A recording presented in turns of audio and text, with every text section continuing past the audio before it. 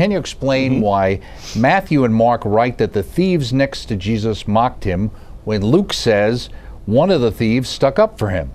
And also this person went out to point at the time that in one of the Gospels it says Jesus carried the cross, while the others say, you know, as you mentioned, Simon the Cyrene carried the cross. So with things like that, does that lend into people questioning why are there conflicting versions, and does that lead to the idea that maybe some of this stuff was created rather than reportage, so to speak?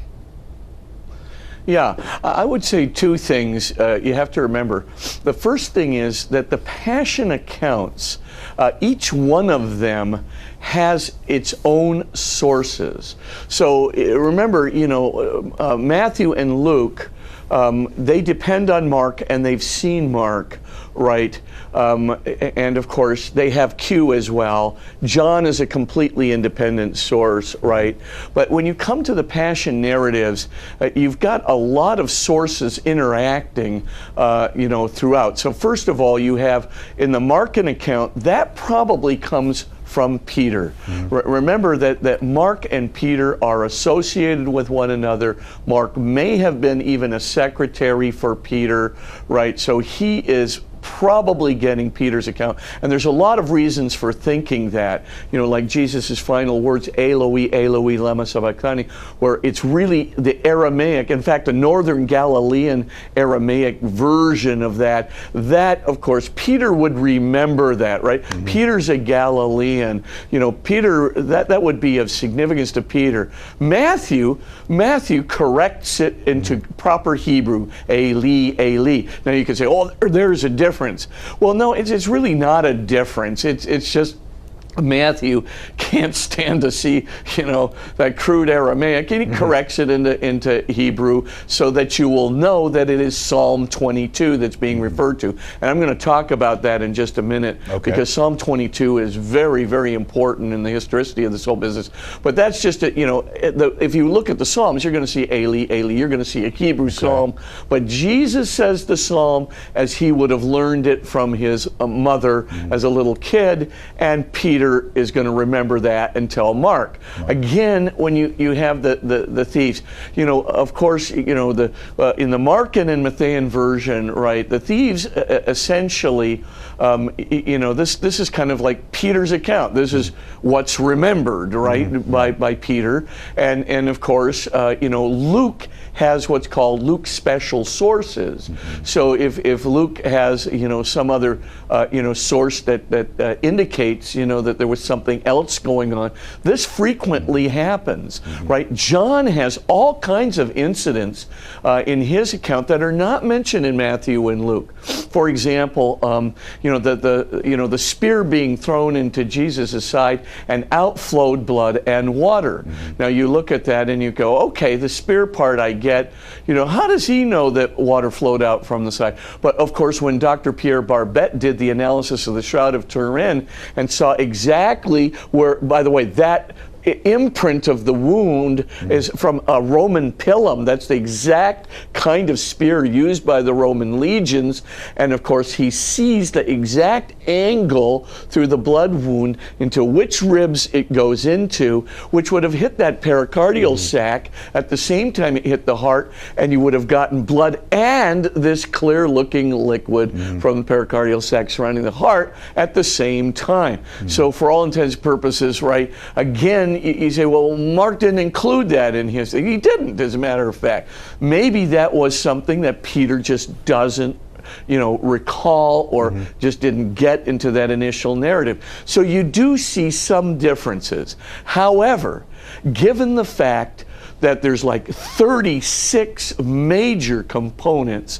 When we start from the treachery of Judas before the Last Supper, through the Last Supper, all the way through to the burial of Jesus and the resurrection, when you look at all the components of those narratives, what's really shocking is that though they came from different sources, and clearly John probably comes from the beloved disciple, Mark probably comes from Peter, and you start comparing these two sources with one another, and of course Luke's special sources, and what flabbergasts me is all the complexity of the trial, everything else, and the various components of the crucifixion, how stunningly similar they are. Mm-hmm. I mean, in detail, in excruciating detail. I mean, so I'm not undermined in my belief in the historicity of the resurrection by having conflicts like this. I just think those conflicts are easily explicable because, again, these guys have different sources. Those different sources, they don't remember everything, but they remember a lot. Right. It's amazing what they do remember. And of course, with for example, the trial of Jesus, Peter was present. We would expect in Mark a much more, significant account of, the trial before the Sanhedrin, right, where the denials are going to take place. Okay. Whereas, we would expect a less detailed account from, say, the beloved disciple or others who might not have been there, because Peter was the one who follows them to the encampment and so forth. Right. So there's, each one of these guys had access to different things. We know, though, that the one disciple who remains loyal to the end is the one who writes, the fourth gospel. The beloved disciple, right, is present there, at the foot of the cross where Jesus presents his mother to John, to the beloved disciple, who we might imagine is John, and so for all intents and purposes, it looks pretty clear that most of those differences can be reconciled, and so I think they're minor. Okay. I think that they're memory, and I think that they really depend on which witness was there and what they recalled. Like almost like reading different newspaper accounts of the same event, people from different angles saw it differently. Exactly. Okay. Let me ask you though. Yeah, or you get in a trial. The witnesses. You get different witnesses remembering different things. Right. Exactly. The things that struck them. Let me ask you that, because you pointed out that obviously John was there at the foot of the cross, and you were talking about Peter's account, but our understanding was that Peter wasn't there at the foot of the cross. So where would that account come from? No. Yeah, he would have fled. We can only assume one of two things. The first thing is that either the beloved disciple tells them, or one of the women who were there told him, right? Or that it becomes a part of an early tradition from those witnesses who in turn told them. Right. So I think they have very good reason for knowing it, but I think Peter is a first-hand witness to just about everything. Okay. Except, of course, when they decide to skedaddle, and they get scared. Right. So, but anyway, so let me ask you this question, and I'm not sure if I understand this correctly, but sometimes it gets portrayed like, well, all those wonderful apostles, they all took off for the hills, and the only one who hung around was John, and the women had the strength to be there, Our Lady, obviously. Now, is there an understanding of the way the laws were back then of why someone like John, who would be considered almost like a boy in some ways, and the fact that they were women, that them being there, they weren't at the same risk of capture or trial that the apostles might have been? Is that a correct understanding? Yeah, I think, Peter was front and center as a recognized disciple. I think very much you might have seen similar things with maybe the other apostles, but hard to say. Assuming that the beloved disciple is John, and assuming that he was there either he decided to take the risk, you know, to be there, or in some sense, you know, decided to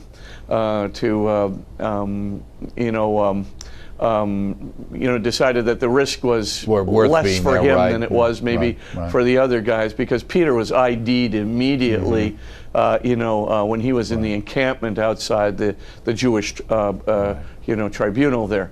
So I mean, I think it's really hard to say why that happened, but I think they all knew that they could be next. Right. So they seem to have fled. Some think that they fled right away to Galilee, and that's where Jesus encountered them in the closed room. Though Luke puts the closed room account, seemingly in Jerusalem. In Jerusalem, right? But that may be. Yeah, so it's hard to say, exactly where they fled to, but ultimately they did go to Galilee, and Jesus certainly did appear to them in Galilee, and later he appears to them again in Jerusalem, and it would seem that the appearance to the 500 may have been in Galilee rather than Jerusalem, and that the appearance to some of the other apostles might have been in Jerusalem itself. And of course, the final appearances to the apostles would have been in Jerusalem. Hard to say, though, because that sequence is not presented in the scriptures. A lot of people have tried to assemble it, but it's unless you really have exact historical testimony, it's anyone's guess. But that seems to be the overall. Is it also because of the people of that time? Those kinds of things were not the important points. Absolutely, absolutely. For us, historical sequence is exceedingly important, right? So we want to get that. What exactly happened, and when did it happen? For them, the sequence is not as important as three things. Number one, it happened.